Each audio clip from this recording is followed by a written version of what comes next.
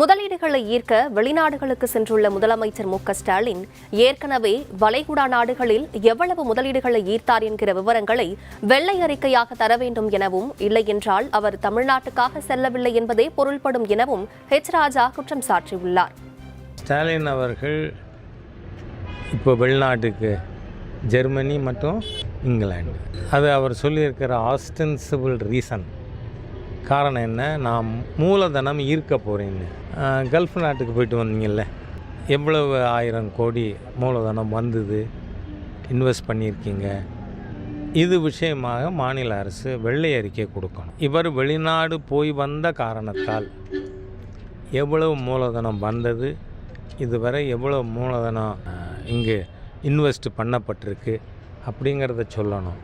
அது இல்லைன்னா இவர் போயிட்டு வர்றது தமிழ்நாட்டுக்கானது அப்படி நாம் நினைக்க முடியாது.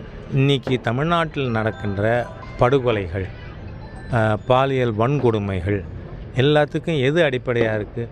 போதை அடிப்படையாக இருக்கிறது. ஏனென்று சொன்னால் தமிழ்நாட்டு காவல்துறை கஞ்சா பிடிச்சேங்கிறாங்க.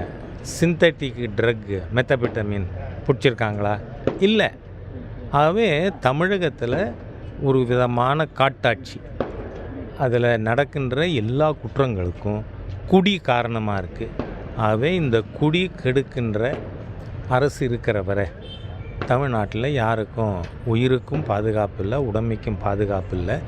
ஆகவே இந்த குடியை கட்டவிழ்த்து விட்டிருக்கின்ற தீய அரசாங்கம் போகிறது தான் சதீஷ்குமார் மாதிரி இளைஞர்கள் பலியாகாமல் சமுதாயத்தில் பாதுகாக்க முடியும்.